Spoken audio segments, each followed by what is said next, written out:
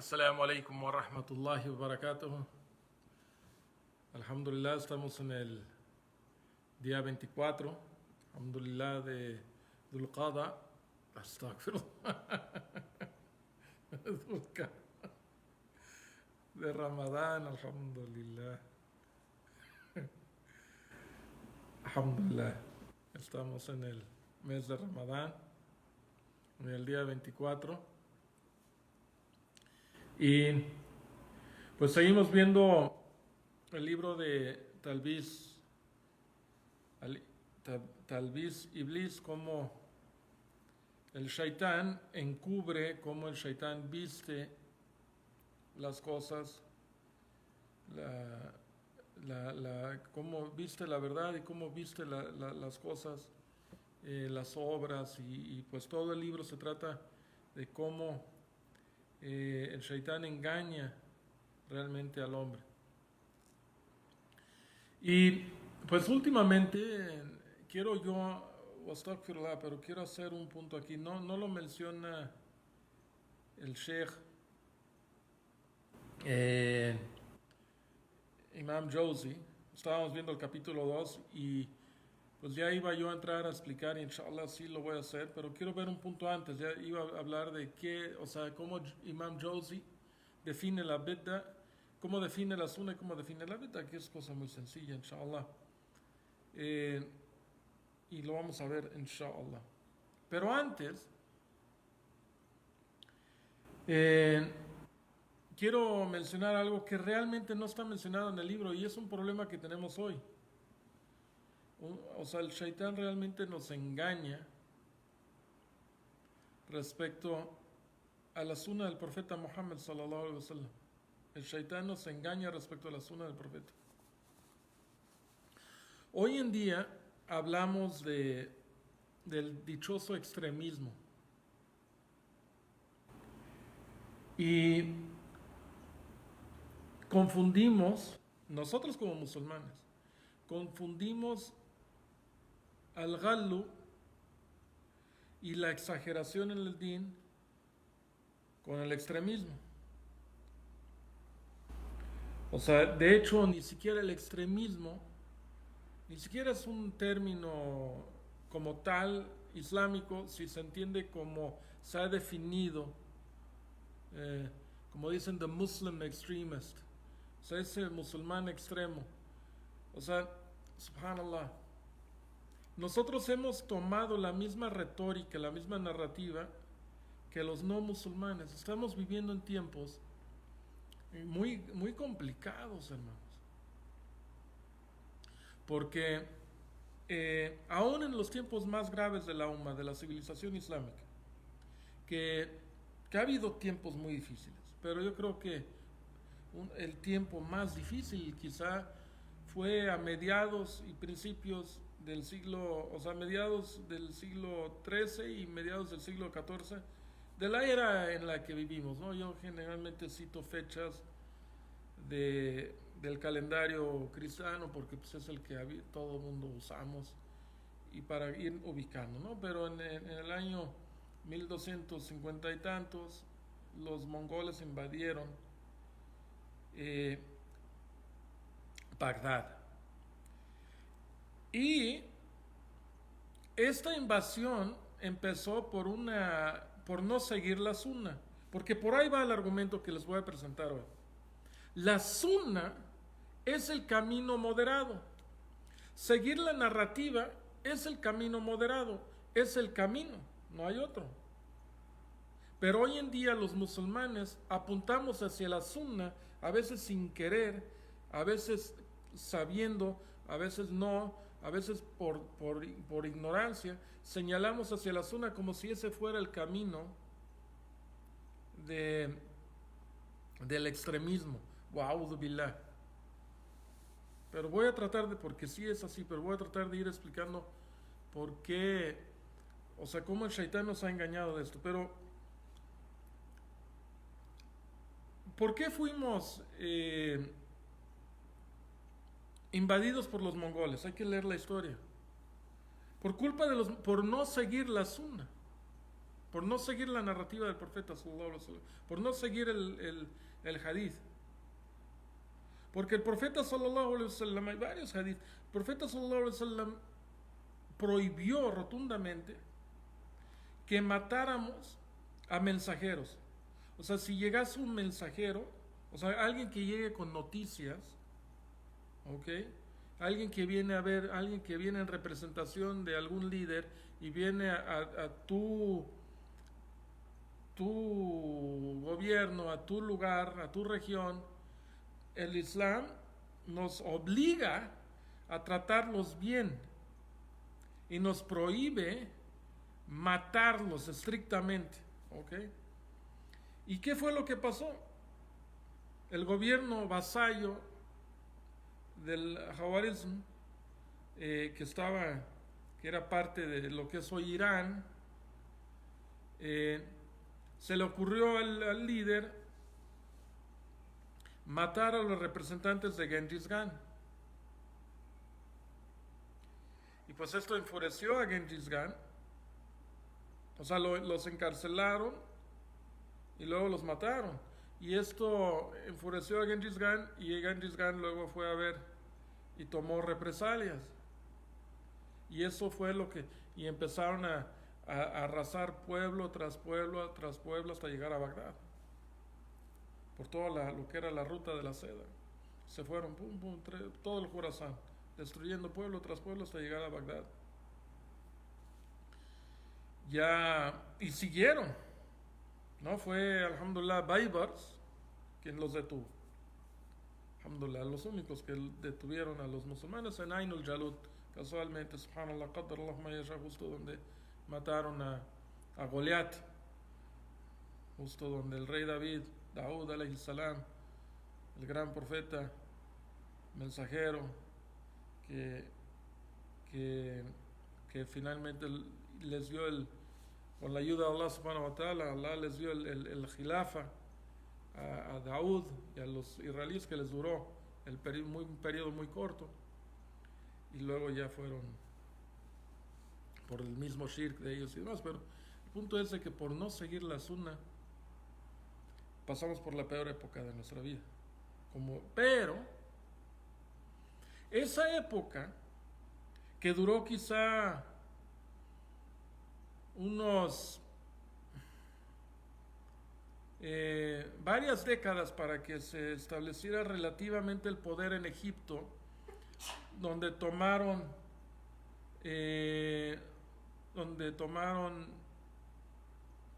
a uno de los familiares de los Abbas, y a un Abbas, y lo hicieron califa los Mamluk, ¿no? Y ahí continuó el califato, alhamdulillah, por medio en Egipto, y fue otro periodo muy importante del Islam. Pero en el Inter, pues todo lo que es el Irak, parte de esa región fue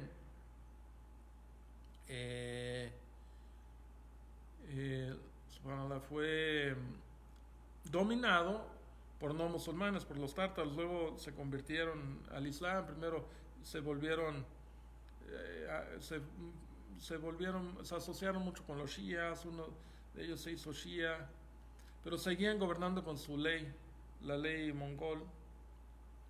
Y fueron épocas muy complicadas, y en esas épocas pues vivió Ibn Taymiyyah, Sheikhul Islam, y por eso escribe él muchas cosas que atañen a nuestra época. Pero aún en nuestra época tenemos un problema más complicado. ¿Por qué? O sea, sí estaban los tártaros y tenían su ley, pero no la estaban imponiendo sobre los musulmanes. Hoy, en el mundo entero, estamos obligados a seguir las leyes de los kufar, las leyes seculares, ¿no? Que tanto halagan, ¿no? Y pues quien los estudia, o sea, quien se mete a estudiar la reforma de la iglesia y ve los problemas que tenían los bárbaros cristianos, que apenas habían salido de la ignorancia gracias a los musulmanes, en mucha parte, que se iluminaron y llegó el Renacimiento y salieron, pero luego como que empezaron a estudiar y luego cualquier hijo de bárbaro empezó a estudiar la Biblia y luego dijeron, bueno, ¿y por qué no más ellos? Y se fueron sobre su clase, sobre su mismo, sobre su gente, ¿no? Sus religiosos, sus monasterios, me explico. Esto es historia. Luego Martín Lutero, que fue uno de los más importantes en este movimiento, no fue el único. El punto es de que empezaron a todos a empezar a abandonar a la iglesia central, ¿no?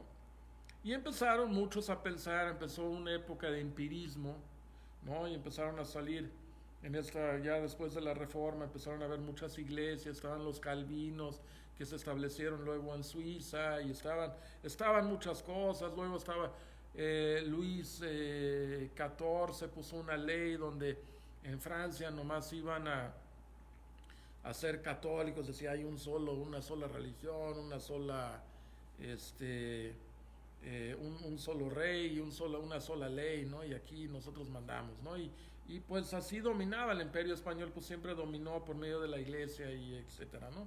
Fue el último en que la Casa de Asturias fue la última en caer, ahí fue uno de estos chaiboles, ¿no?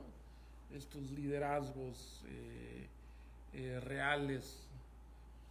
Pero eso son cosas de Europa. El problema es de que si uno empieza a estudiar, por ejemplo, de cuando el rey Luis XIV sacó estas leyes y había todas estas pequeñas iglesias y en Inglaterra estaba pasando algo inverso, ¿no? Porque eran protestantes y los católicos eran perseguidos, algo. Y entre todo este collage de cosas empezaron a surgir pensadores como John Locke, ¿no? Como Diderot, como Voltaire un poco después, como Montesquieu, y luego ya así se fueron elaborando, y luego salió la moralidad de acá, ya no de acá, de Allah subhanahu wa ta'ala, sino de acá, y todo lógico, y dándole, ¿por qué voy a ser yo correcto? ¿Por qué voy a hacer el bien? Porque es lógico, y porque y Gant con todas estas fantasías locas y tratando de justificar por qué hacer el bien si no hay quien te lo dice, ¿no? Y muchas de estas personas pues eran ateas realmente. Y los judíos, uno que más influyó, fíjate, uno de los que más influyó ahí no es, pero no es raro, no es raro que los judíos estén detrás de mucho de esto, porque fue justamente Burak, se llamaba creo, Spinoza, el gran filósofo Spinoza, que era experto en Torah y Talmud, y pues lo corrieron de la sinagoga porque realmente era un ateo. Y empezó a escribir cosas en contra, pero pues él como citando y como experto en Biblia, ¿no? Y pues se influyó mucho, se fue a Holanda y se refugió, y influyó sobre Locke, influyó sobre muchos. Y dentro de todo este collage, y que la guerra civil en Inglaterra, y luego la Revolución Francesa, y luego los americanos, los Yankees, Yankee Doodle Doo, esos, y Franklin, pues obviamente Benjamin, que era el gran masón, amigo de Penn, ¿no? El fundador de Pensilvania, y estos que hacían cosas muy extrañas allá en Londres, y pues tenían la masonería, iban y le daban la bendición a Voltaire y así, ¿no? Y así fue. Y estos fundadores, y Jefferson, que se enamoró de la Revolución Francesa, ahí anduvo de chismoso, ahí anduvo como de embajador del nuevo niño Estados Unidos, donde la nueva república, que se les ocurrió tomar el modelo de la república platónica. Dentro de todas estas ideas horizontales, que en muchos casos tipo Voltaire en conflicto, en guerra con lo vertical, pero pues es que la verticalidad los eclesiásticos, estos religiosos, pues habían roto siglos atrás con la verticalidad. La revelación, pues pues ya no hay, en la cristiandad no la hubo. O sea, la destruyeron con todos sus concilios tras concilios, hicieron todo ahí una cuestión, pues, fuera de todo tipo de normatividad celestial, ¿verdad? Allahu Akbar. Bueno, en todo esto que, pues ahora se formó todo una cuestión súper liberal y fantástica a la cual todo el mundo debe de adherirse, y quien se opone a esto pues son fanáticos, están descartados, esos son los horribles. Y muchos musulmanes, pues le entran a este juego y empiezan a apuntar los dedos. No, eso no es. Eso es exageración. Eso no es. Y toman a Hadith tratando de explicar eso. Pero ojo, hermanos, porque lo que están agarrando cosas fuera del lugar y están atribuyendo el fundamentalismo, ¿no?, sobre el mismo fundamentalismo que en nuestro caso es la sunna. Entonces, hermanos, o estamos con la sunna, que ese es la moderna, o sea, todo lo que la sunna habla del galu y de la exageración es el abandono de la misma sunna. A ver, no sé si me explico porque parece que no. Tenemos los modelos inversos y por eso esto es tablis y blis. Esto es como el shaitán cambia las cosas y hace el shaitán hace que veamos el halal, que lo veamos como haram, y que veamos embellece el haram, y hace que cambiemos el nombre de las cosas. O sea, me acuerdo cuando en Saudi Arabia, cuando estaba, quería, esto hace 30 años, hermanos, pero pues tenía una lanita porque había vendido mis esquís y tenía una lana y quería comprar libros, pero dije, bueno, ¿qué voy a hacer con eso? Me la vayan a robar, porque de repente, astaghfirullah, no lo van a creer, pero de repente, pues, algunos africanos por ahí se metían a las habitaciones de algunos alumnos y pues se volaban la lana. Y dije, pues lo voy a meter al banco. Los fui a ver y dije, oye, pero yo no quiero, yo quiero una cuenta sin riba. Dice, no, me dice el del banco, aquí no hay riba, aquí hay faida. Allah, ¿cómo faida? Sí, aquí hay beneficio. O sea, subhanallah, ¿no? ¿Cómo va a haber? O sea, el shaitán hace que cambien el nombre de las cosas nomás para que se parezca halal, cuando es lo mismo. O sea, el sistema financiero, no quiero entrar a eso, estamos sumergidos. Entonces, a lo que voy. O sea, vivimos en otras épocas, hermanos. Vivimos en otras épocas. Hay épocas horribles, quizá embellecidas, pero el engaño de Shaitán es tremendo sobre la sociedad entera.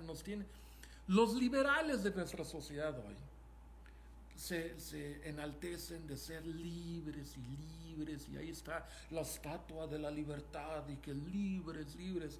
Pero justamente estos liberales, que siempre les encanta atacar al Islam porque dicen que el Islam inhibe y que es retrógrada y que no quieren regresar a sus épocas y a sus traumas, que a veces no son del Islam, ¿no? O sea, a veces sus traumas, en muchos casos, ellos ven, a veces ven las cosas como si estuviéramos hablando de sus traumas, de sus épocas, de sus rollos, pero el Islam no pasó por ese proceso traumativo. Ellos se quedaron traumados porque los dirigían una serie de gente bárbara, inculta. O sea, el Islam nunca fue así. Pero estos liberales hoy tienen todos estos problemas en la cabeza y a veces se sienten tan liberales, hermanos y amigos, se sienten muchos muy liberales y muy fáciles de juzgar y dicen y hacen. Pero este liberalismo siempre va acompañado de algo y se les olvida, porque juzgan como si fueran realmente libres de todo, pero no. Porque generalmente el modelo liberal está asociado y enraigado a esta idea de un Big Brother, un gran gobierno, porque siempre, eso sí, estos liberales, sí, queremos Obamacare y que pague todo el gobierno, y un gobierno generoso y que les da a todos, y ese es como eso es casi del chamuco, eso es del mero chamuco, para que me entiendan. Eso es lo que debiésemos de tener cuidado. Porque no son liberales, no están libres de nada. Están sujetos a un gobierno, están sujetos a una metodología, algo que llenó un vacío. Entonces hoy tenemos, a diferencia de las épocas tristes de la UMA, porque no son épocas prósperas ni grandiosas para la UMA hoy, pero nos refugiamos con ellos porque queremos que nos salpique algo de esta prosperidad. Pero no es prosperidad si entendiéramos las cosas más básicas del sistema financiero y económico. Es una trampa. Es una trampa, están inventando y esto va de mal en peor, hermanos. Y son gran momentos, ahora sí, para que los musulmanes despierten y actúen y empiecen como dicen los gringos, wake up and smell the coffee. Empiezan a oler el cafecito y empecemos a trabajar, a despertarnos y a ver la situación, la cruda realidad como es. O sea, es tiempo de hacer un escaneo de la situación real, porque los tiempos se van de mal en peor. O sea, ahora sí va a haber un crack en el sistema global, el cual todos querían adherirse y ser globales y ser aceptados y ser parte de eso. Pues ahora hubo un crack.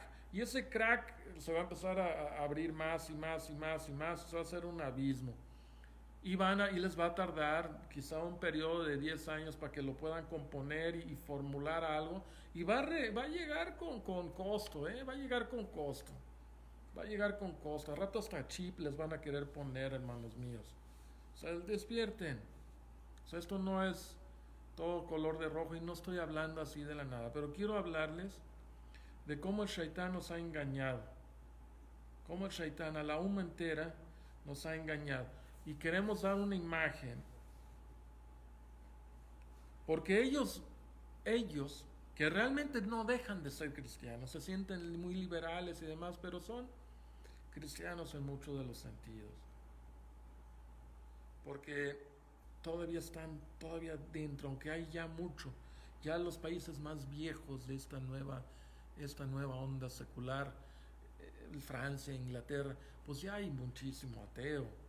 Alemania, muchísimo ateo por todos lados y ya declarados ateos y bueno, pero pues justo donde más ateos hay es donde se supone, todavía en Inglaterra, o sea, ellos dicen que pero el Estado es religioso, o sea, el arzobispo de Inglaterra todavía corona a la reina y al nuevo que vendrá, y ese nuevo no sabe ni, o sea, como que le está dando miedos, no quiere meterse ya, él quiere ser libre, no quiere porque no hay billetes, ya no hay como que las fanfarrias y dice, no, yo para qué quiero ese paquetito, yo no quiero ese paquetito, dicen.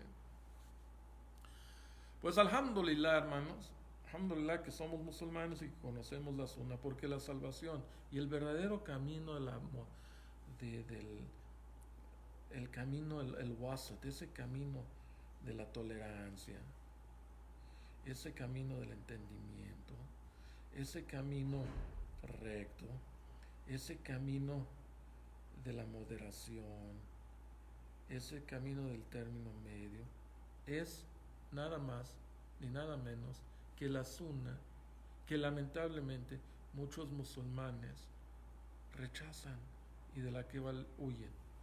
Y quiero leerla, aquí hay muchísimos hadith, porque mira, ya hoy en día pues todo está aquí, ¿verdad? Entonces, si pones aquí en sunna.com en inglés, porque lamentablemente en español pues a veces pues hace falta un ejército y que nos pongamos a trabajar en cosas que de veras importen y no estemos tan preocupados en cosas que no importan. Allahu Akbar. Entonces, si le pones aquí en búsqueda, mira, le pones en suna.com y le pones Gallu, porque estás buscando la palabra Gallu y exageración y todo lo que ha dicho el profeta. Entonces le pones exaggeration con doble G y te aparecen un chorro de hadith, de exageración. Primero lo metí en árabe, porque puedes también, pero no te sale completo, porque había puesto Gallu, porque puedes también ponerlo en la búsqueda en árabe y te sale. Y pues prácticamente hace una búsqueda automática, así rapidísimo, no como en la antigüedad que tenías que ir hasta la biblioteca central, ¿verdad? ¿No? O ir con los muhaddithin, ¿no? O ser un muhaddith y solo tú y otros cuantos pues saben, entonces solo tú les puedes decir.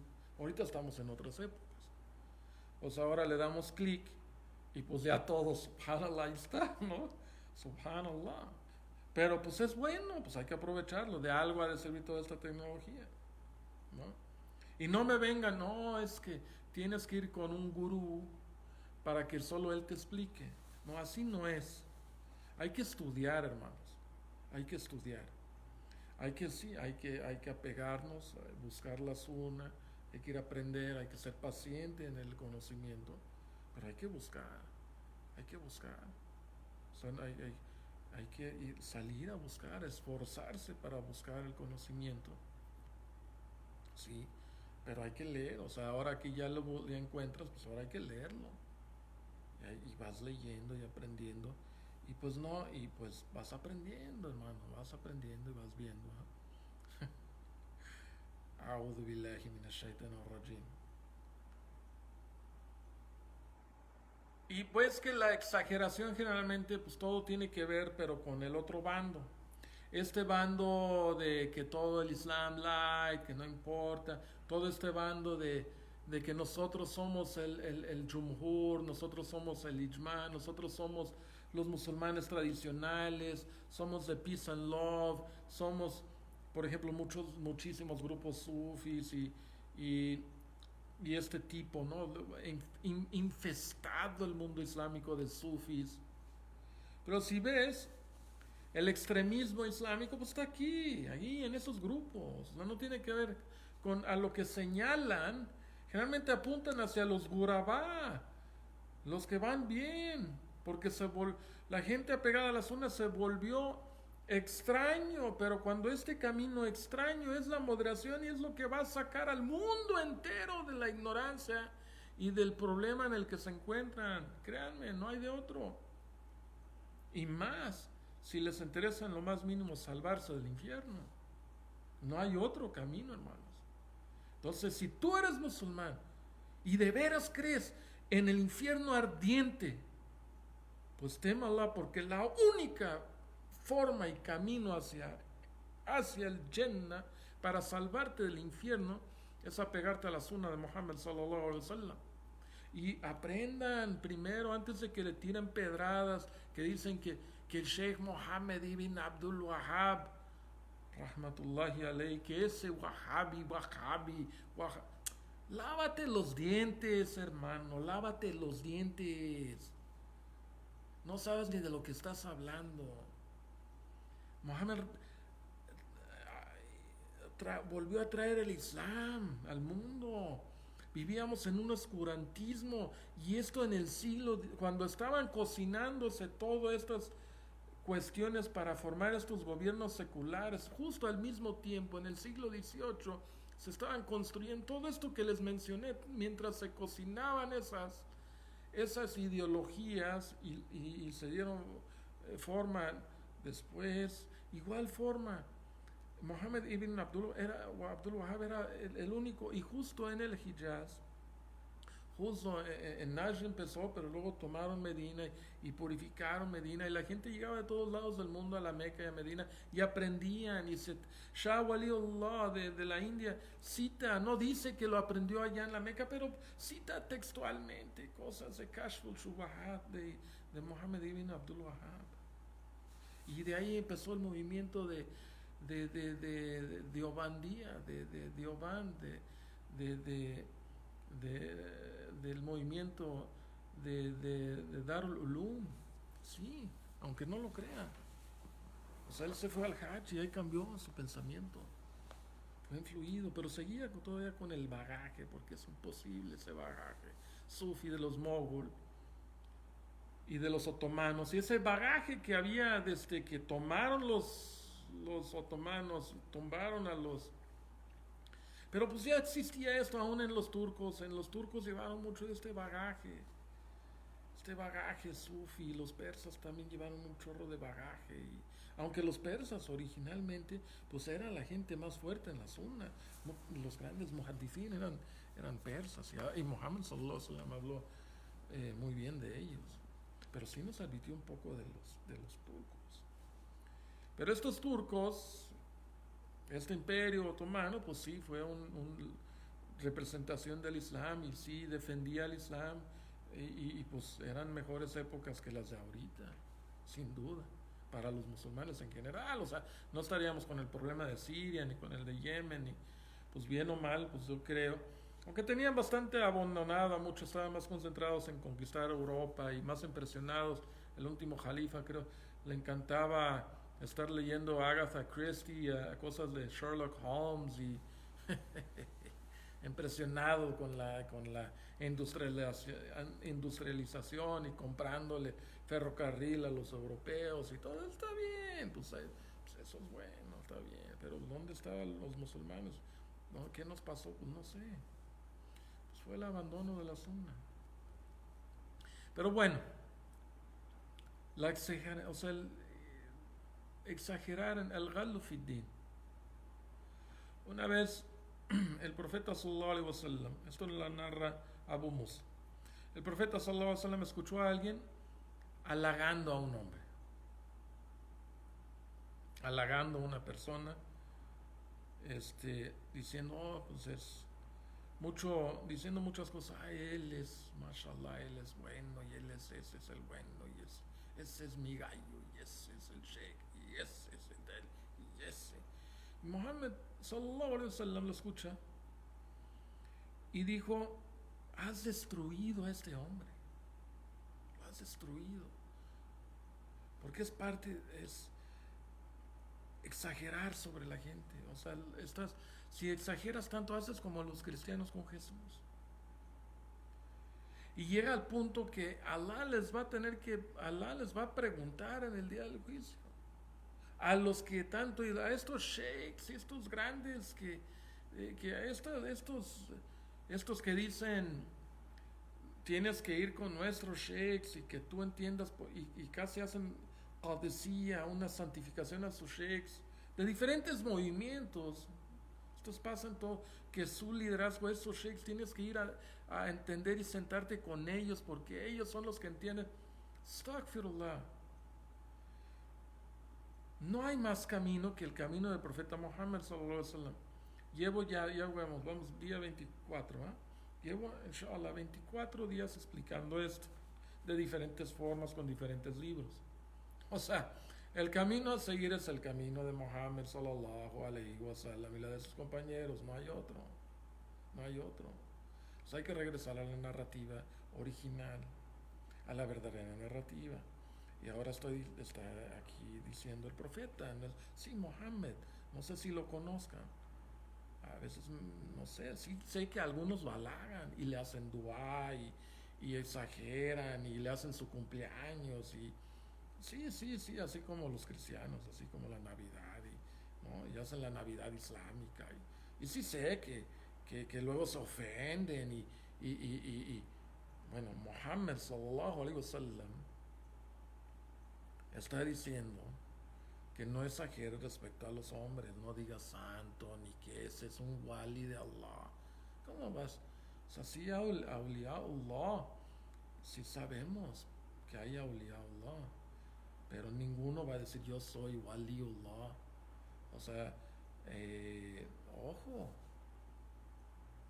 O sea, eso, y eso, o sea, habría que ver, yo creo que ojalá haya alguien diera pláticas sobre quiénes son los verdaderos awliya Allah. y quiénes son los verdaderos auliados shaitán. Ibn Taymiyyah hizo un gran libro de estos. ¿A quiénes son los auliados y quiénes son los auliados de shaitán? Y en Talbis, Iblis, Ibn Jauzi, o sea, porque apenas ahorita estamos en el capítulo 2, voy a tratar de me voy a ir brincando varias cosas, porque pues hay que, se los dejo, el libro se lo tienen que ustedes leer, hay que leerlo. Antes los ulemas se preguntaban, y era un sentido así bueno, hay que aprender, hermanos. Hay que aprender, hay que estudiar, hay que estudiar, hay que estudiar, hay que estudiar. Y ahí voy ahí como el Howard Hughes, ¿no?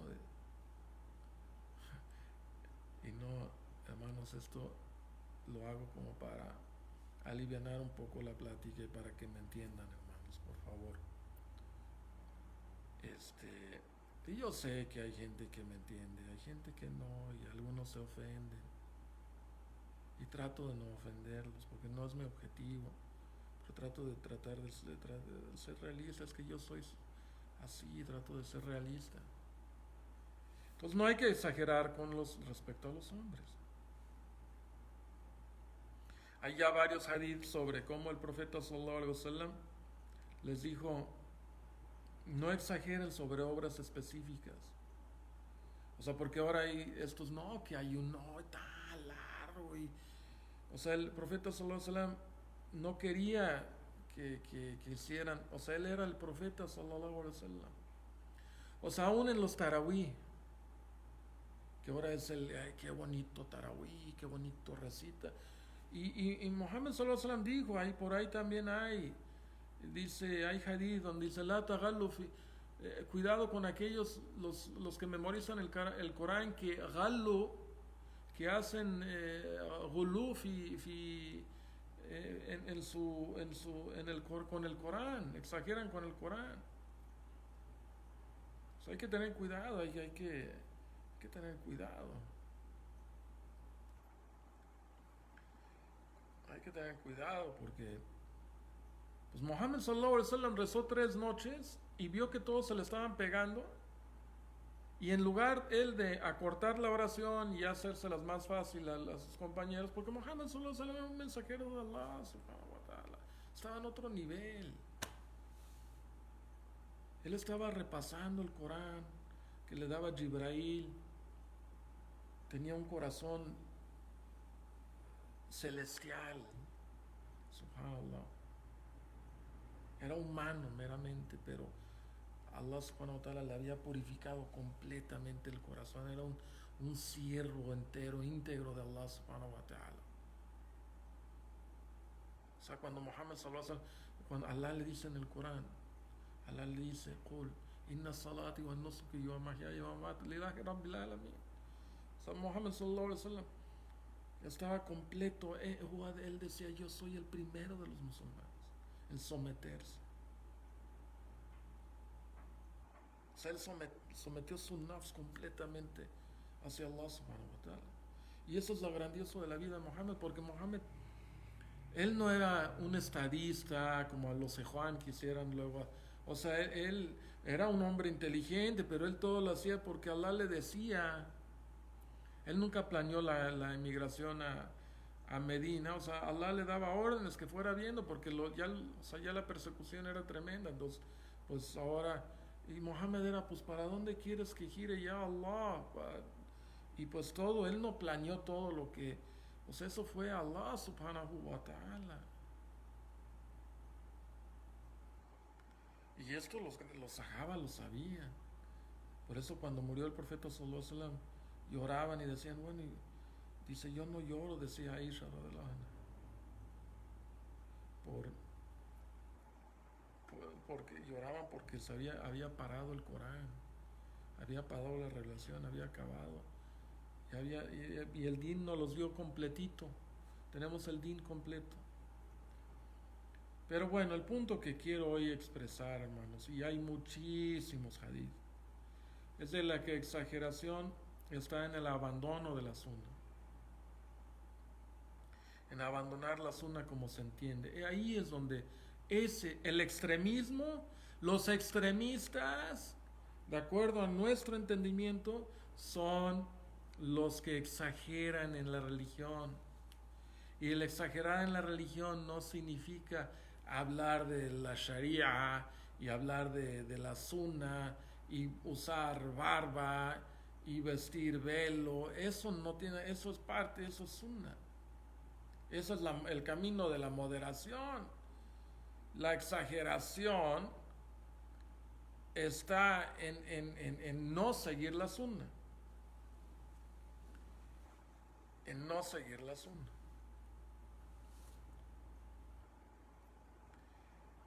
Eh, y aquí otro, en Aqaba, Ibn Abbas,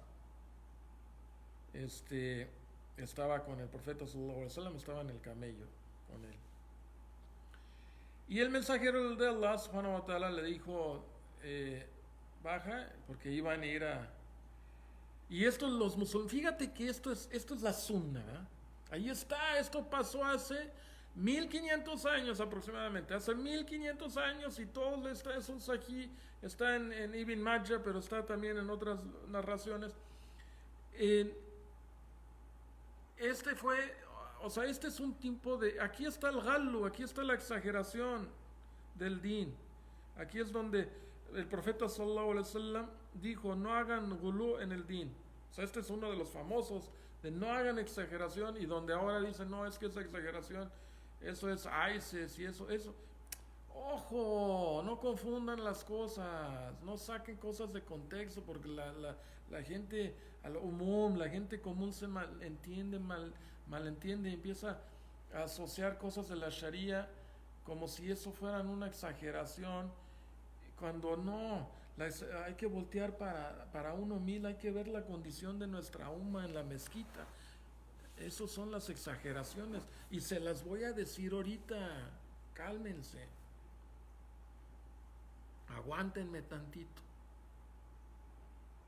y les voy a demostrar que estos gurabá, estos extraños, y no estoy hablando de ISIS, esas son cosas políticas, cosas que en cualquier circunstancia de opresión se dan este tipo de cosas.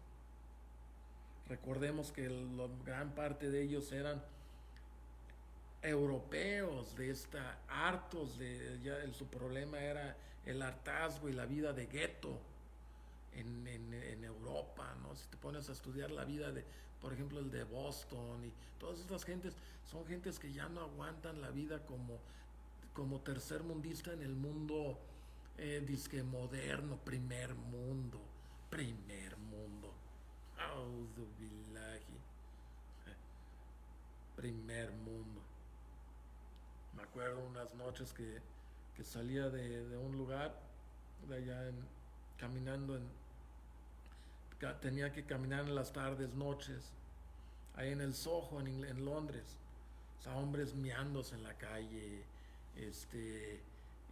mujeres así que no pueden ni caminar, tambaleando ahí de Audo Village, y la noche apenas empezaba para ellos, ¿no? O sea, o sea, yo prefería andar, de veras que yo he andado en lugares extraños, o sea, en desiertos, en la selva. Prefiero andar caminando en la selva con un machete en la mano a ver si no me sale una víbora, que andar en esas calles de Soho.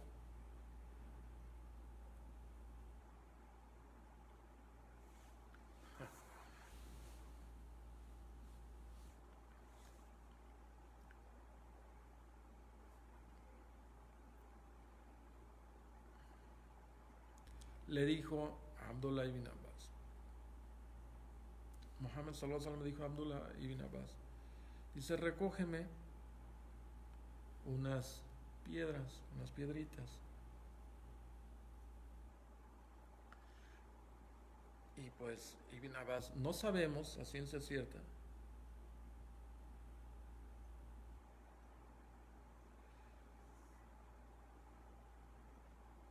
sí sabemos que eran, o sea, las escogió para tirarlas al Jamarat, ¿no? En el Hajj. Entonces, después, o sea, él recibió las piedras y le dio las piedritas. Y dijo Muhammad sallallahu alaihi wasallam, o sea, mashallah, o sea, porque le escogió unas piedritas chiquitas, dijo, y tengan cuidado con exagerar en la religión. Dice, ya Yuhannas iyakum wa galu fiddin. Y esto es quizá lo más recitado desde el 11 de septiembre, lo más recitado, como si todo fuera que ver con esos de Al-Qaeda que dicen que tumbaron las torres, que no tenemos la más remota idea ni las evidencias, sino quizá lo contrario. A mí todavía me queda dudosísimo, sí, muy dudoso, mi amigo Sam, muy dudoso tus pruebas. Pero no importa, yo no soy abogado de Bin Laden, y pues ya lo echaron al mar, pobre hermano, pues pobre muslimo, ¿sabes? Allah, ni janaza, nadie quiso saber, y nadie, ni siquiera, nada, o sea, ni siquiera sabemos. Se hizo famosísimo, y quizás nos pregunten el día del juicio, nosotros todos los borreguitos, nos pregunten, porque pues para todos, pues era, no, pues ese no es, y que pues, bárrelo debajo de la alfombra, y no, ese no tiene nada que ver, aviéntenlo al mar como perro. No es mi sheikh, aclaro, no empiecen a inventar estupideces. Lo que yo les quiero señalar es de que el galú, apunten primero acá, como decía Omar al-Khattab, juzguense a sí mismos antes de juzgar a los demás. Y más cuando quieren ser muy complacientes con el occidente, con su patrón liberal. Porque así es, odio decirlo, no se enfaden, pero pues seguimos esa normatividad y no la normatividad islámica.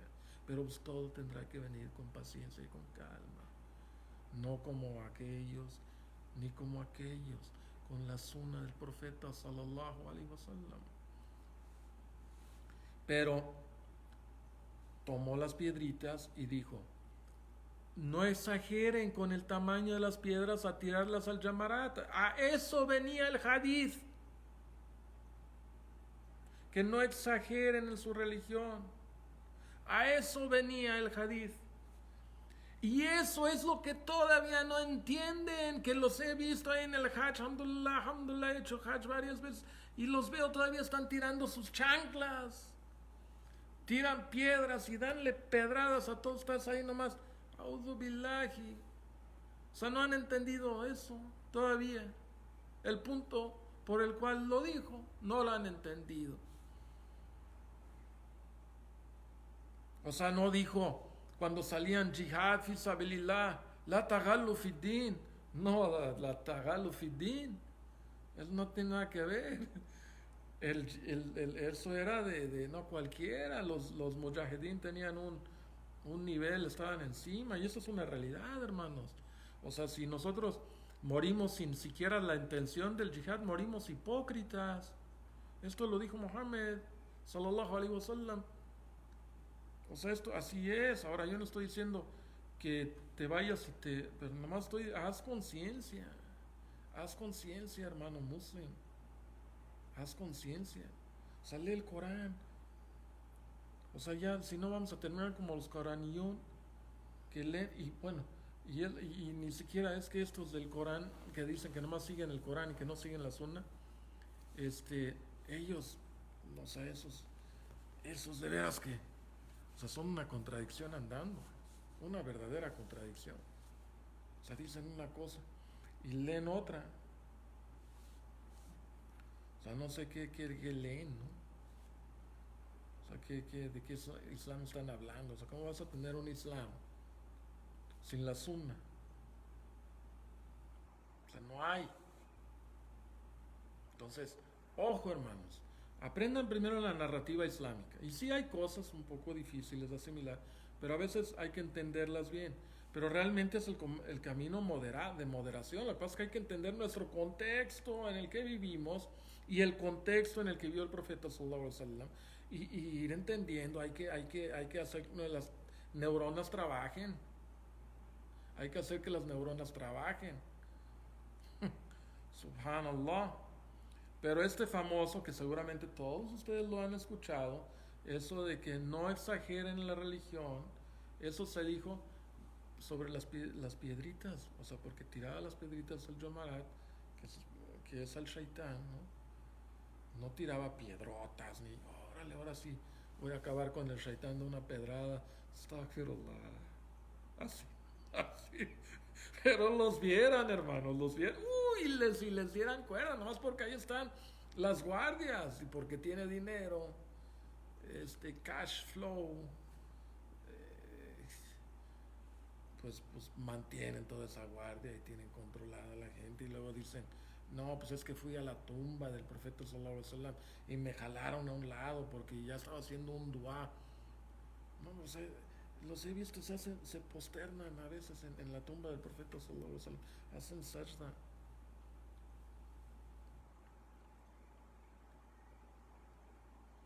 Voy a seguirles dando ejemplos. Otro de Omar el-Khattab. Omar el-Khattab dijo, no exageren respecto, no hagan, a ver, la palabra usada aquí por Omar al-Khattab es exactamente lo mismo. O sea, el galu, ¿qué es el galu? Pues vamos a ver. Dice aquí, Omar al-Khattab, dice, al la tugallus sadukat nisa. No exageren con respecto a la sada que o sea, a la dote, al mahar, que le das a las mujeres. Y dice Omar, esto lo dijo Omar cuando era califa y estableció una regla, o sea, esto es fiqh, estableció Omar una base para que no, o sea, la tarifa fija. Y ahora, por ejemplo, te vas al Golfo y estos hermanos no se pueden ni casar, o sea, llegas la última vez que, o la penúltima vez que estuve en Saudi, me acuerdo, o sea, 2 veces me pasó así y hermanos muy serios, dice, oye, ayúdame para ir a México que me quiero casar. Digo, pues, ¿por qué no te casas aquí, hermano? Dice, es que sale muy caro. Porque han hecho toda una exageración, o sea, para la dote es todo un show. Para la boda es carísima, carísima.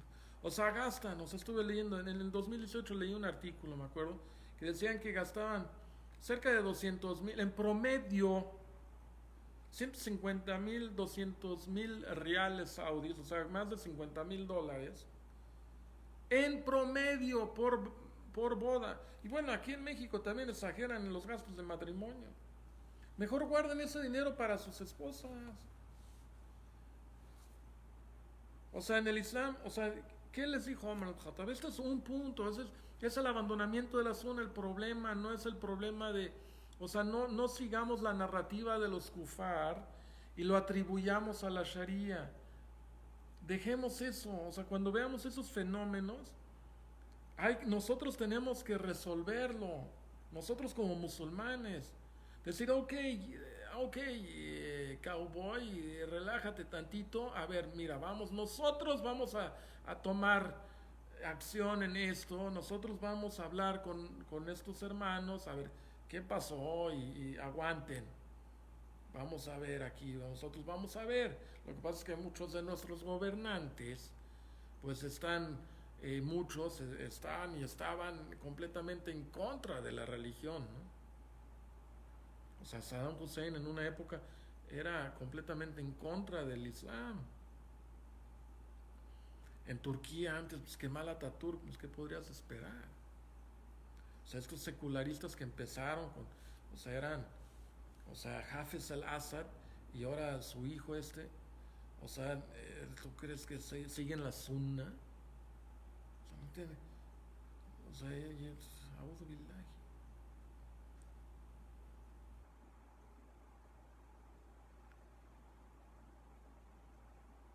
Dijo Marwan Khattab, no exageren respecto, la tagallu, no exageren respecto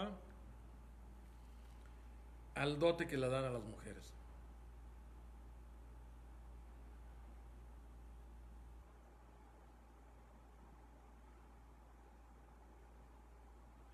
Dice, si hacerlo hubiera sido algo de honor en el mundo,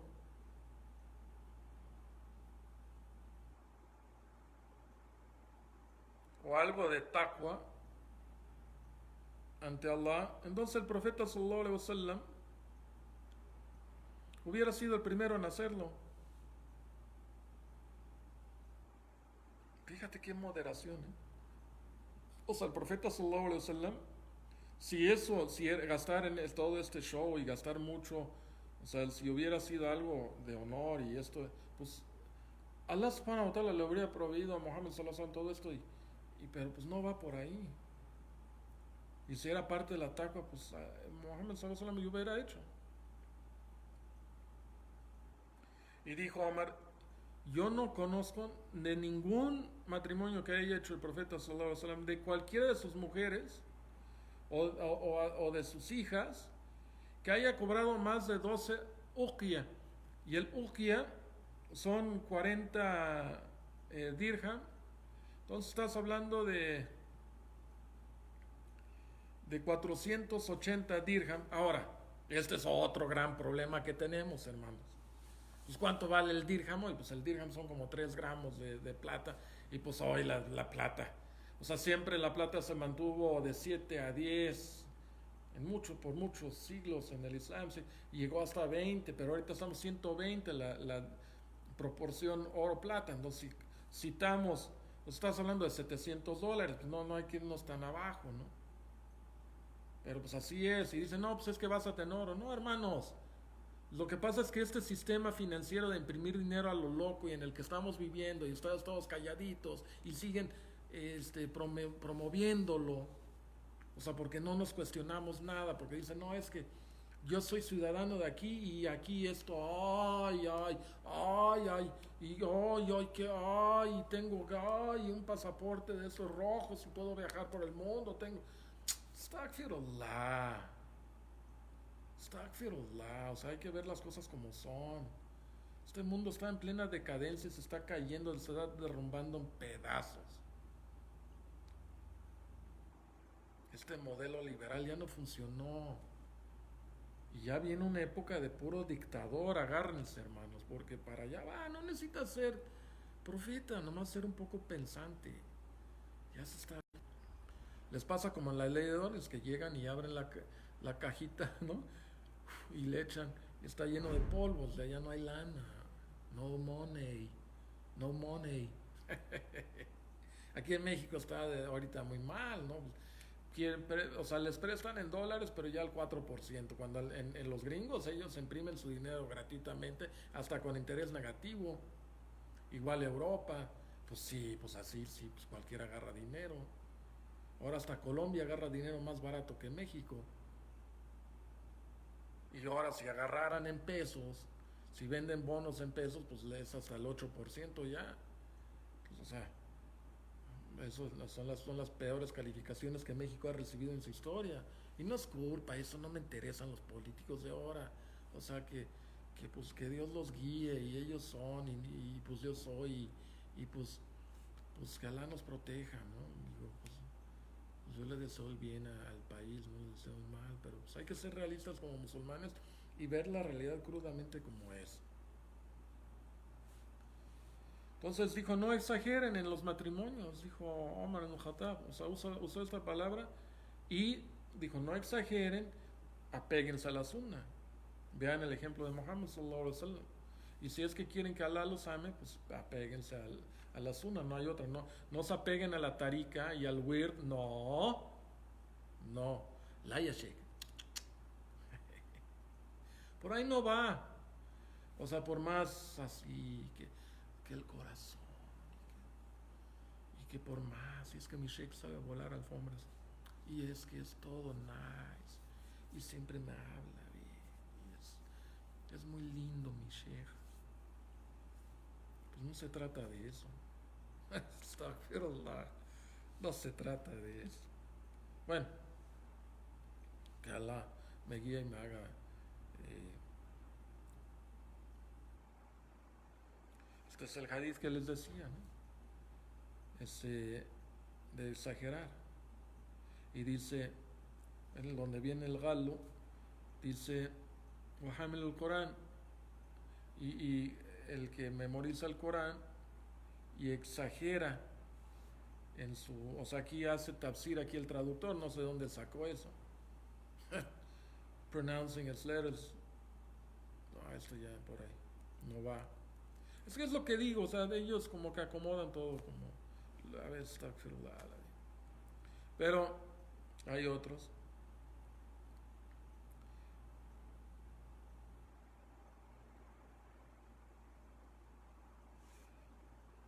Hay otros de los hadith, ¿no? En Sunan Ibn Majah, de aquellos que exageraban. Esto lo vamos a ver, inshallah, si seguimos con Ibn Jawzi. En su libro menciona un poco de esto, como la gente de hadith de repente hacían galu en algunos aspectos, y hoy como la gente de la dawa, del jarh wa ta'dil hacen galu. Que Allah nos proteja del galu, de la exageración y del extremismo en la religión, pero va por otra índole, no van por... O sea, no estoy diciendo, la metodología de los Jawarech está mal. Eso del takfir y todo eso está mal. Eso no es del Islam, ese es otro punto. O sea, sí, efectivamente, la gente de Al-Qaeda, de ISIS agarraron muchas ondas tipo Jawarech, sí, ese es otro punto. Y eso vamos a llegar ahorita a hablar de eso. Y hay muchos hadiths, pero aquí hay uno. Esto voy a buscar uno de... Y es largo, entonces yo creo que voy a terminar con este. Sufyan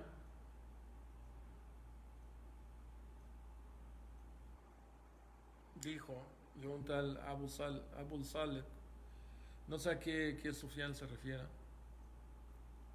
o no pudo haber sido Sufyan, este, Abu Sufyan, ¿no? Porque él no. ¿Por qué?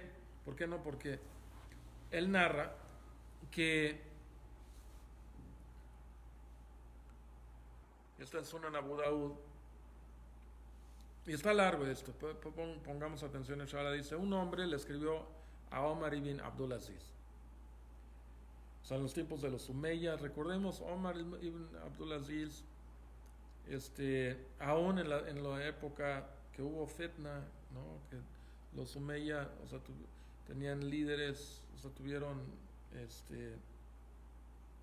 eh, o sea, no todos los aceptaron. Estuvo Abdullah ibn Zubair radiallahu anhu, que pues no quiso aceptar a los Umayyas y se metieron a Medina, y bueno, el punto es de que Omar ibn Abdulaziz pues fue un escolar y le encantaba y vivía dentro con los escolares, y fue gobernador de Medina por muchos años, por décadas, gobernador en Medina, y luego se hizo Jalifa Umayya. Pero bueno, y era gran sheikh, y empezó a ayudar a la gente, a Imam Zuhri, a los grandes de los muhaddithin, de la narración, a los grandes de la sunna. Y bueno, Omar al-Khattab, un hombre le escribió a Omar al-Khattab preguntándole sobre el Qadr, y él le escribió diciendo, para empezar, te invito para que temas a Allah, y para que seas moderado en obedecer a Allah, que sigas la sunna del profeta sallallahu alaihi wasallam, y que abandones las innovaciones que introdujeron la gente después de la que la sunna se estableció, y que la gente estaba a salvo de este tipo de problemas. Y dice, apégate a la sunna, porque es para ti una protección. Y debes de saber que cualquier innovación que fue introducido después fue refutado mucho antes, o sea, antes de Omar ibn Abdulaziz. Que Omar ibn Abdulaziz fue casi, pues, más o menos como 100 años después del profeta sallallahu alaihi wasallam. Más o menos, no me hagan mucho caso en esa fecha. Ya había todo esto, pues ya estaba todo esto. Abdullah ibn Omar, el hadith largo de de Jibrail, ¿no? Tiene también que ver con esta gente de la Qadariya y todo. O sea, ya todo esto se dijo, dice Omar ibn Abdulaziz. Dice, eh, debes de que saber, esto ya se había introducido y ha sido refutado claramente antes. Y sobre la autoridad de los narradores del hadith. Y hay lecciones para la gente que contempla. O sea, porque la sunna fue introducido por la gente que era consciente de los errores, de los extremismos y de aquello que se oponía a la sunna. Así que acepta para ti mismo, lo que la gente del pasado aceptaron para sí mismos. Porque ellos tenían completo conocimiento de todo lo que se les informó respecto a la sunna. Y con este entendimiento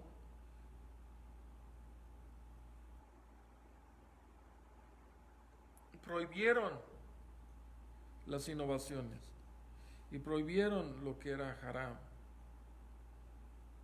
Tenían así más fuerza para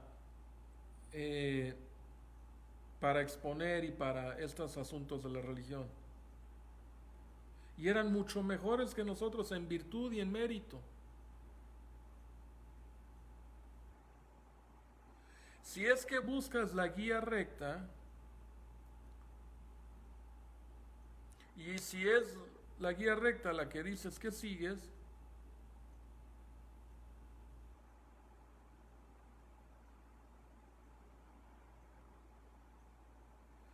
pues puede que estés arrancando la guía de ti y de la gente a la que le estás predicando.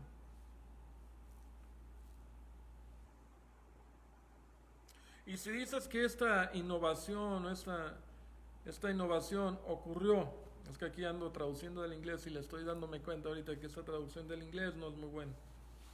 Porque también pues es gente, o sea, lamentablemente luego, y no hablo por los hermanos que muchos conocemos, estoy hablando del inglés, pero a veces estos son hermanos que pues de cierta mentalidad, que no comprenden muy bien la sunna a veces, y traducen y a veces como que tratando de hacer que suene bonito para el occidente.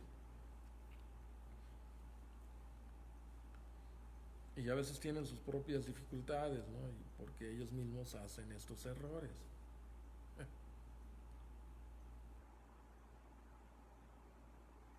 O sea, pero está diciendo, bueno, and, and if you say whatever the novelty occurred after them was introduced by those who followed the way other than theirs and disliked them.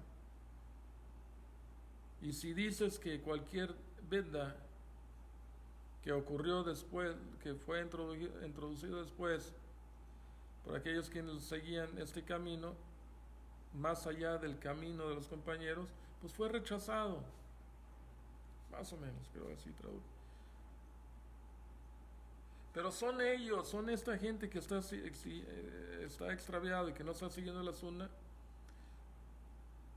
Y los que me están preguntando aquí, que están mal en su entendimiento y en su explicación.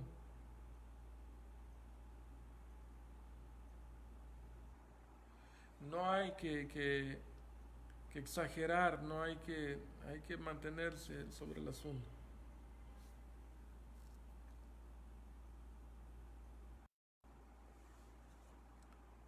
Y bueno, está larguísimo pero todo tiene que ver con el abandonamiento de la veda y el apegamiento a la sunna. Y luego ya se empieza a meter, a explicar este, todo lo del qadar y cuál es nuestra postura correcta. O sea, es algo muy bonito que debería tener un poco más de paciencia en traducirles, pero está largo. La verdad que me estoy cansando. Y bueno, voy a también a ver si hay... Ese fue Omar ibn Abdulaziz. Y bueno, hay muchas cosas, hermanos. Alá nos ayude y que nos guíe y que nos haga buenos musulmanes y que podamos ver la sunna como es y que podamos irlo asimilando, takulama un tema en Allah dentro de sus capacidades. Pero no rechacemos la sunna, hay que tratar de asimilarlo y comprenderlo. Y hay que comprender el entorno en el que vivimos. Yo aconsejo a los... Si eres un musulmán y no tienes mucho acceso a la sunna, pues en lo que consigues acceso, pues estudia también la situación.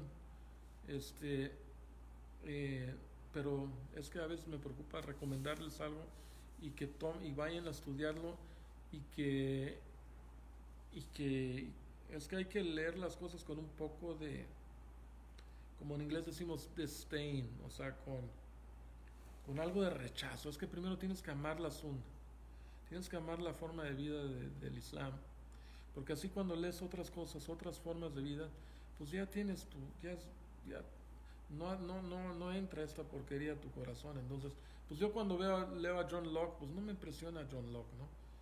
Y pues lo estoy leyendo así con un ojo crítico, porque pues yo tengo lo mío, y estoy viendo cómo es que y pues leo a Adam Smith y leo a estas gentes, y pues digo, pues son gente dentro del contexto cristiano y todo lo que quieras, pero pues se entiende un poco la circunstancia y por qué pues, sucedió lo que sucedió.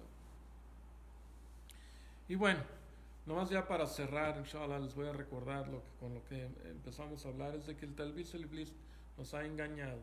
También el shaitán encubre y viste la sunna, o sea, ha cubierto la sunna, y muchos de los musulmanes, sobre todo, empezó una retórica, una nueva narrativa dentro de la comunidad musulmana por la imposición occidental, y empezamos a ver muchas cosas de la sunna como si esas fueran extremas, pero cuando el camino moderado, el camino, o sea, en todos los sentidos de la palabra que les acaba de explicar, es que es la sunna, es el camino de la moderación.